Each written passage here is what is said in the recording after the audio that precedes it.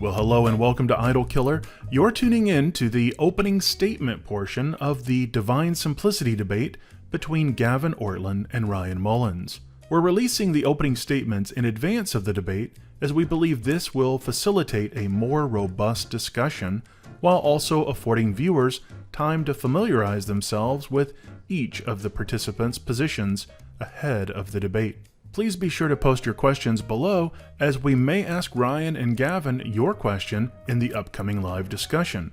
So be sure to tune in, and the link to the upcoming debate is in the description. Up first, affirming the positive position, is Dr. Ortland. He will have 15 minutes to present his opening statement. I feel very honored to be a part of this debate. Dr. Mullins is well published in this area, and he's a very capable proponent of the alternative position. I believe that divine simplicity is foundational to a Christian view of God. It should be maintained by Christians today. In my opening statement here, I just want to build a case for the doctrine's truthfulness in 3 steps. First, a historical observation. Second, a conceptual clarification. And then third, a theological rationale. So first, my historical observation is simply that some form of divine simplicity is nearly unanimous throughout all of church history until recent times. I'll come back to those words, some form of, in just a moment. But you see divine simplicity almost immediately in church history among 2nd century apologists like Athenagoras, for whom accepting a simple God is just part and parcel with rejecting the polytheism of the day. It's affirmed pretty much universally among the church fathers, both East and West, into the medieval era, both East and West, albeit with some variation, and then into the modern era, including among Protestants, and not just scholastic Protestants, but pretty much all Protestants, from John Wesley to the Baptists, the 1689 Second London Baptist Confession, the Congregationalists, the Savoy Declaration, pretty much everywhere until the 19th century. Now, in his work in this area, Dr. Mullins disputes this historical claim by appealing to figures like Isaac Newton and Samuel Clarke as exceptions, but these figures are heterodox in other areas of their doctrine of God. Isaac Newton was basically an Arian on my reading. He said the Father created the Son. Samuel Clarke had an aberrant doctrine of the Trinity. He seems to be a kind of subordinationist. So it's telling that these would be among the figures who are adduced as pre-modern witnesses against the doctrine. Within Orthodox Christian history, some form of divine simplicity seems to be basically just among the normative assumptions of theology. But here we have to flesh out these words, some form of divine simplicity, because there are differences in how Christians have construed this doctrine, and this is really important. This may be one of the most important things that'll come up in this debate, because one of my concerns with Dr. Mullins' work is that he tends to take the strongest possible version of divine simplicity and make that the measuring stick for the doctrine as such. So definitions are going to be very crucial here. The essence of the doctrine of divine simplicity basically just means that God is without parts or composition. So the opposite of a simple God would be a composite being. And that applies to any kind of composition, whether physical, spatial, or metaphysical. So without parts or non-composite, that's the basic idea. But that basic idea is understood and put to use a little differently throughout the Christian tradition. Among early Christians, especially in the East, but also among some Western fathers like Hilary, for example, God is routinely called simple or non-composite or undivided or not consisting of parts without a further construal of what that precisely entails, for example, for God's relationship to his attributes.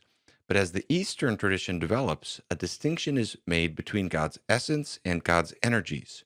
You can see that antecedently in the Cappadocian Fathers and in John of Damascus, and then climactically in Gregory Palamas. Gregory Palamas is quite clear that the energies of God, quote, are numerous, yet in no way diminish the notion of simplicity, end quote. I have an hour-long video on YouTube on the essence-energies distinction. I think it's fascinating for anyone interested in that. Now, in the West, you get a much stronger account of divine simplicity. Antecedently, you see it in Augustine and Anselm, and then climactically, of course, in Thomas Aquinas, where you have an explicit identification between God's essence and his existence and attributes. But there are alternative accounts in the West as well. most notably John Duns Scotus and his concept of a formal distinction, which he will then apply to, for example, the relation between the divine attributes. Now, here's the thing to be clear about. The Scotist and Palamite traditions still robustly affirm God is simple. Okay? Palamas calls God, quote, most wonderfully simple, the most simple of all things, end quote. John Duns Scotus prays, quote, you are the ultimate in simplicity, having no really distinct parts or no realities in your essence which are not really the same, end quote. So these are different accounts of divine simplicity, not rejections of divine simplicity. Therefore, refuting Thomas Aquinas is not tantamount to refuting divine simplicity as such. Similarly, it's methodologically problematic to take the strongest possible statements from particular Thomists and then make them the yardstick for what all Thomists believe. So, yes, some Thomists might not allow the claim that God has accidental properties, including what we will call Cambridge properties, and that'll come up later, I'm sure, in the debate at the end of this, hopefully, if I can talk fast enough. But many Thomists are perfectly comfortable, and I'm going to argue that that's the best reading of Thomas himself, and I'll give some quotes. Perfectly comfortable to speak of God as having Cambridge properties. Now, the point for now is to say whoever's right and wrong in those disputes, these are all disagreements among those who are committed to the more basic affirmation that God is simple. That conviction, the simplicity of God, is virtually unanimous among Orthodox Christians until around the 19th century. So that leads to a question. If divine simplicity is as baldly incoherent as its critics often imply, how did that incoherence escape everyone's attention in the pre-modern tradition? Surely there's something more going on here, right? And indeed there is. This is my second observation. Pre-modern Christians articulated the doctrine of divine simplicity within a different ontological framework than what is assumed in its criticisms today for the most part.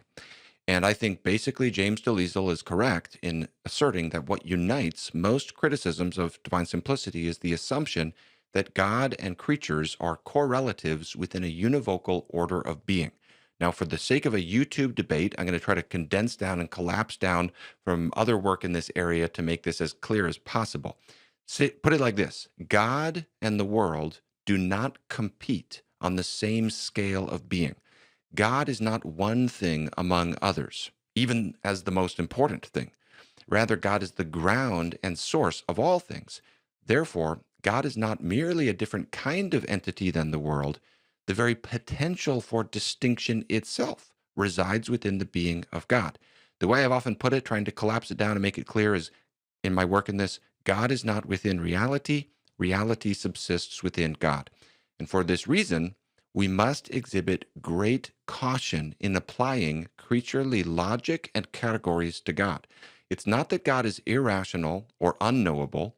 It's that God bears an absolutely unique relationship to our thoughts and to our logic, such that we cannot treat him as one member of a class. Okay? God is utterly unique. So we speak of God analogically, through humble reliance upon his revelation to us. We're trying to protect the godness of God. That's the way you could put it. So as this pertains to God's relationship to his attributes, pre-modern theologians have generally functioned with what is sometimes called a constituent ontology. That is to say, God's attributes are not external abstractions that God exemplifies, as we often conceptualize with creatures. Rather, they're ontological constituents. And I know this can seem counterintuitive, but alterations in our normal manner of predication are not at all surprising when we're dealing with an absolutely unique entity like God, the source of all reality. Utterly unique. So that gives us a historical and conceptual backdrop to now ask this question, which is the fundamental one, and my third point: why is divine simplicity so important? And the answer is this: divine simplicity is foundational to a biblical and orthodox doctrine of God, particularly related to divine necessity, divine uniqueness, and divine transcendence. It's also helpful against the Euthyphro dilemma, but I leave that aside for here. Here, let me focus on divine aseity and absoluteness. So divine aseity means God exists from himself. It means a little more than that, but just say that for now. Absoluteness means God is not conditioned by anything external to himself. Divine simplicity undergirds important affirmations about God like that, which are just basic to a Christian conception of God as God has revealed himself in Holy Scripture. Now, in a response video to me, Dr. Mullins glossed the word absoluteness there as impassibility. But that's just a completely different doctrine. I'm not talking about impassibility right now. I'm saying divine simplicity undergirds aseity and absoluteness. And the reason for that is if God merely instantiated or exemplified his attributes, then in some sense they would exist independently of him. And God would not be utterly absolute and self-conditioned. He would be dependent, it seems, on something outside of himself. Just think about it. When the Bible says God is love in 1 John, for example, if the Bible instead merely said that God is loving, then we could ask the question, where does love come from? In being loving, God would then presumably be participating in a larger reality external to himself. Love would somehow be separable from God, it would seem. Now, an opposing view could perhaps say, well, God can just have attributes without depending upon them. But it's unclear where these attributes would then come from. It's hard to see how this doesn't entail a kind of multiplicity up there in the being of God, which Christians have rightly been worried about. So what is basically needed to explain reality is what divine simplicity offers. As counterintuitive as this doctrine is, it's actually exactly what you need to make sense of reality. A supremely simple, singular entity with no potentiality whatsoever that stands totally apart from the causal chain of contingent being, whose existence and essence are one and the same. Divine simplicity is really important because it undergirds basically who God is. So to wrap up, let me offer three clarifications that can help us anticipate a couple of potential areas of concern. First clarification, divine simplicity does not necessarily deny that God has accidental properties like being a creator or being a judge. This is one example where I'm going to have concerns of caricature and how divine simplicity is cashed out. You can find some really strong statements that sound like that. But here's the deal. Philosophers sometimes speak of Cambridge properties as pertaining to extrinsic or accidental relations. So here's a metaphor that I borrow from Ed Feser. I currently have the property of being the tallest person in my family, but my sons could very well outgrow me and be taller, at which point I would no longer have this property. But I've not changed essentially. I no longer have this new property because they have outgrown me. Proponents of divine simplicity are often perfectly fine to introduce categories like this to explain contingent properties, and perfectly fine to speak of God as having, speak of God as our creator and our judge and so forth. When Thomas Aquinas denies accidents in God, he's not against Cambridge properties. He's using the term accident differently than modern philosophers do. He means something that is real in the subject. He's talking about an intrinsic property, not an extrinsic property. So he's not denying that God can have extrinsic accidental properties, like being a creator. Thomas, of course, will routinely speak of God as a creator and Lord and judge and so forth. And concerning God's relation to creatures, he says himself, this is Thomas Aquinas, quote, "It cannot be said that these relations exist as realities outside God," end quote. So we can absolutely speak of God as becoming creator, so long as we recall this does not mean a change on God's side, it means a change on our side. Okay, second clarification. Divine simplicity does not deny that our relationship with God is meaningful or true. When Thomas Aquinas denies that God has a real relation to creatures, the word real has a technical meaning. Its alternative is not fake, but rather logical.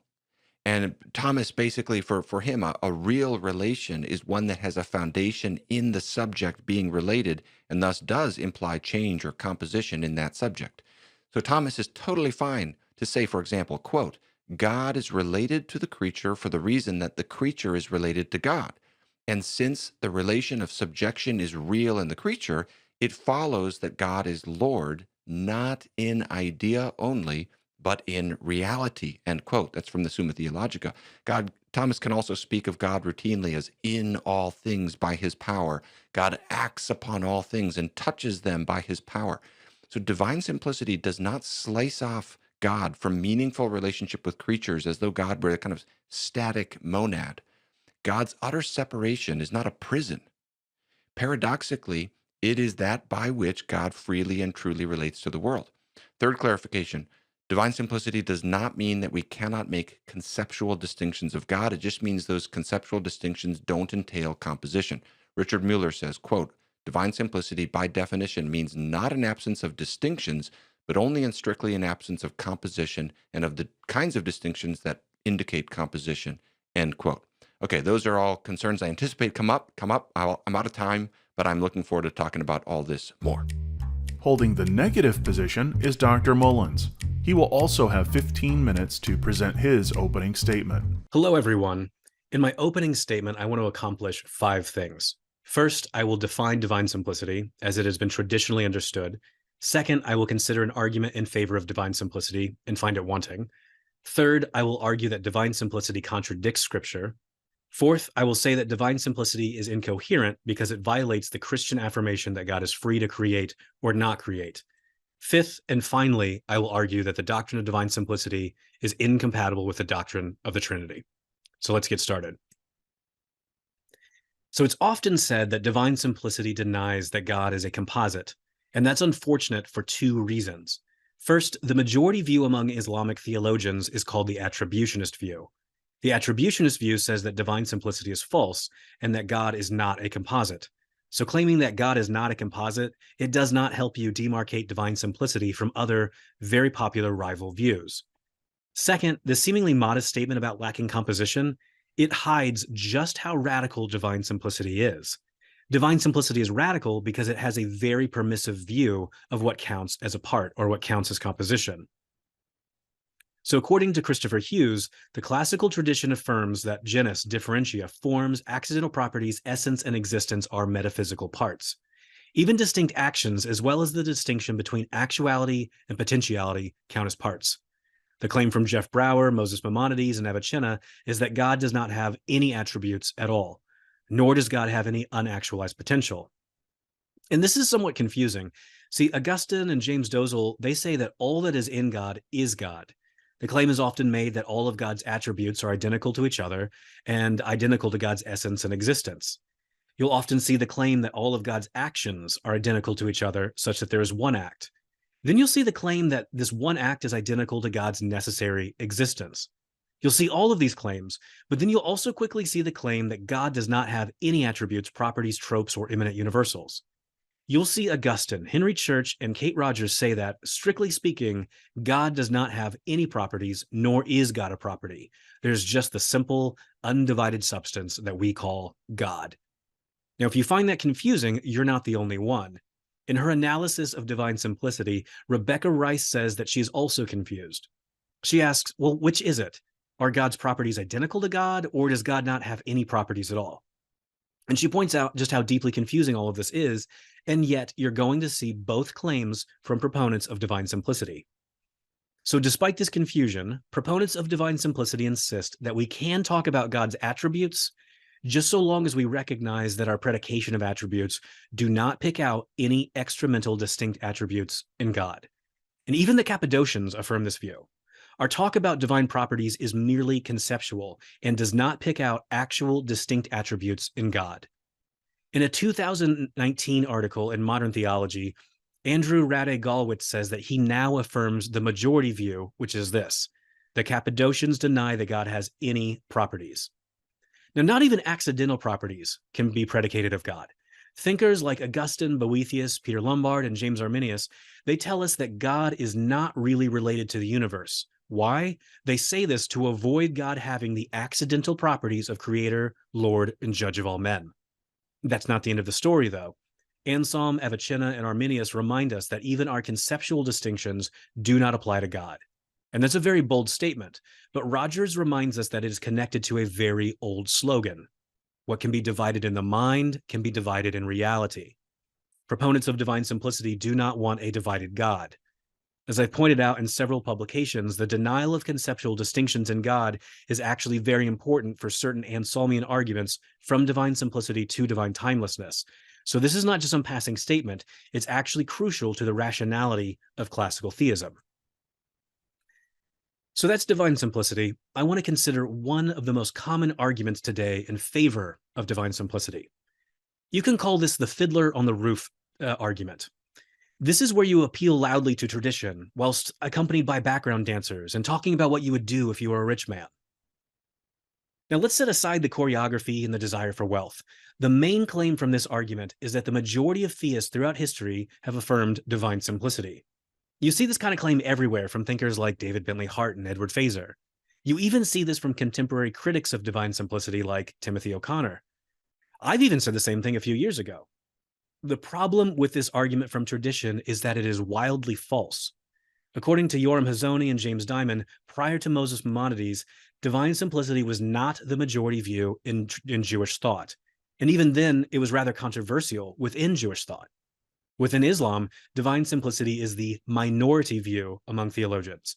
Going back to at least the 8th century, theologians within Islam have thought that a God without attributes is philosophically incoherent, and it goes against the teachings of Scripture. And this was pointed out in the 12th century by Shahrastani. It's continually pointed out today by Ramon Harvey and John McGinnis. I repeat, the majority of Islamic theologians say that divine simplicity is false because God has distinct attributes. Shahrastani calls this the attributionist view. Representative thinkers are people like al-Maturidi, Ibn Taymiyyah, and al-Ghazali.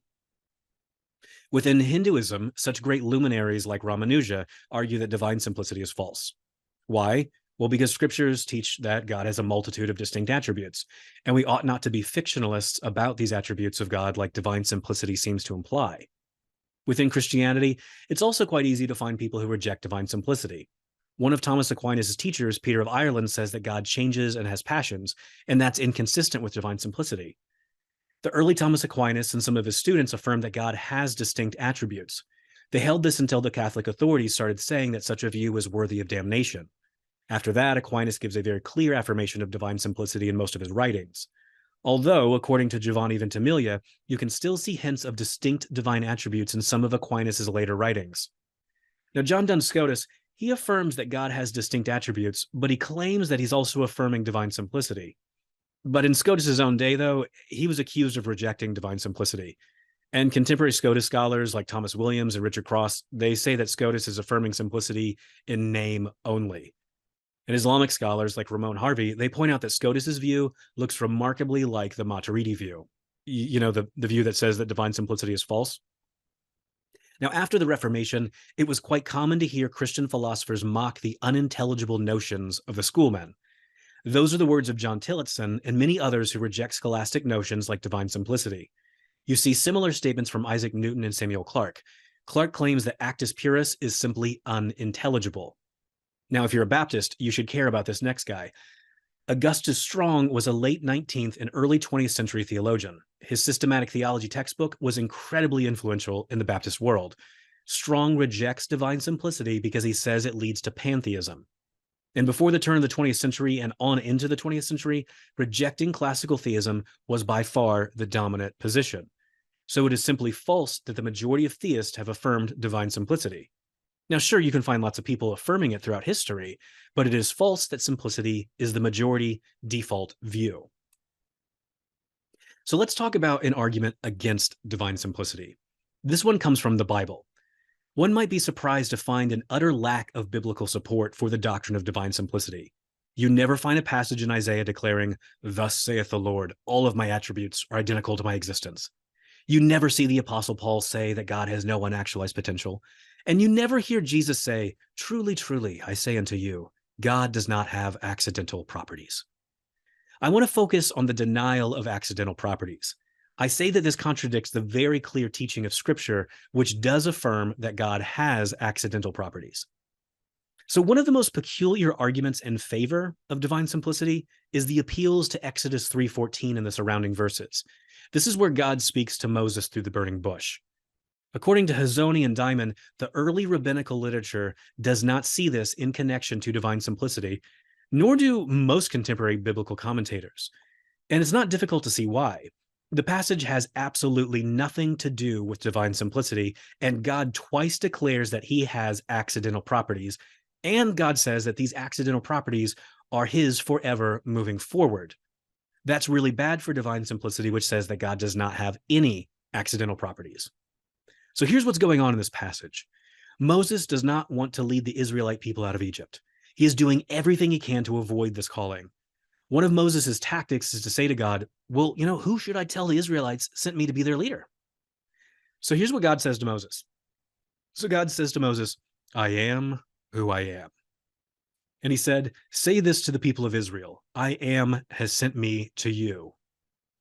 God said to Moses, say this to the people of Israel, the Lord, the God of your fathers, the God of Abraham, the God of Isaac, and the God of Jacob has sent me to you. This is my name forever, and thus I am to be remembered throughout all generations. Okay, so think about this for a second. Most biblical commentators will point out that the name I am, it is in the imperfect tense, which is meant to suggest some kind of openness and change in God. The common claim is that this should be translated as I will be who I will be, which basically means if you want to know who I am, pay attention to what I'm about to do for Israel. And in context, this makes sense. God twice declares that he is the God of Abraham, Isaac, and Jacob. This is a God with a past. And in the past, God made promises to Israel. You want to know who God is? Watch how God is about to show that he keeps his promises to Israel. So focus in on the accidental properties for a second. In this passage, God twice declares the accidental property, God of Abraham, Isaac, and Jacob.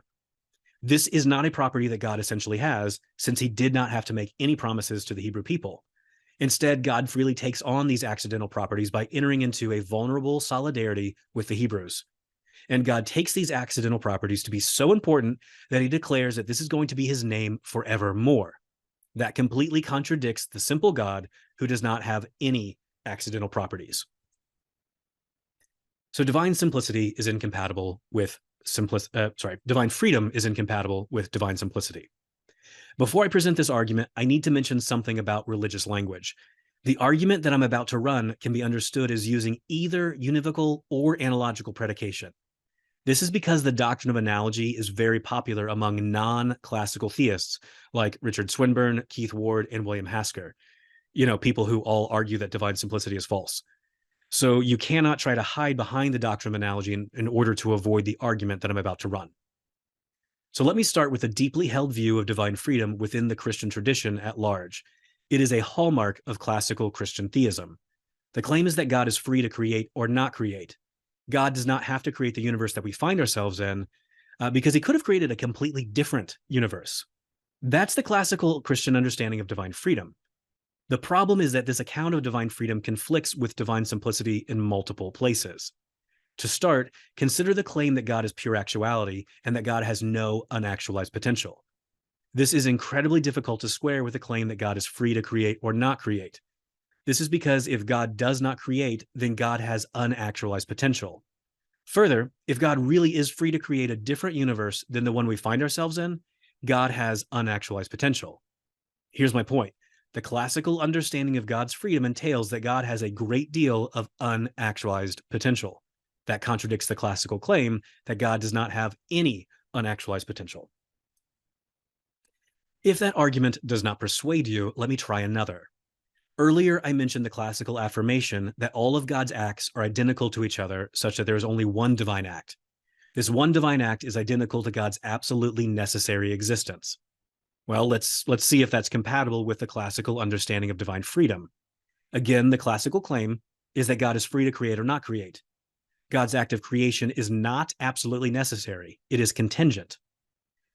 Well, if God's act of creation is identical to his existence, his act has the same modal status as his existence. Thus, God's act of creation is absolutely necessary. That means that God is not free to do otherwise. Okay, final argument. Divine simplicity is incompatible with the Trinity. Why? Well, let me say a little bit about the Trinity. The doctrine of the Trinity says that there are three divine persons who have the same essence in such a way that there is only one God. The persons are intrinsic to God, yet somehow not identical to each other. Well, I want you to remember that common classical slogan for divine simplicity. All that is in God is God. Anything intrinsic to God is identical to God. We get a very straightforward problem here. The Father is intrinsic to God and thus is identical to God's essence and existence. The Son is intrinsic to God and thus identical to God's essence and existence. Well, identity is transitive, so the Father is identical to the Son, in which case we have no Trinity. Now, are there different ways that a proponent of divine simplicity can respond to my arguments? Obviously, of course. This is just my opening statement. If you want a deeper analysis, if you want to see a good back and forth about these sort of arguments, just wait for the dialogue between Gavin Ortlund and myself. It's going to be quite the show.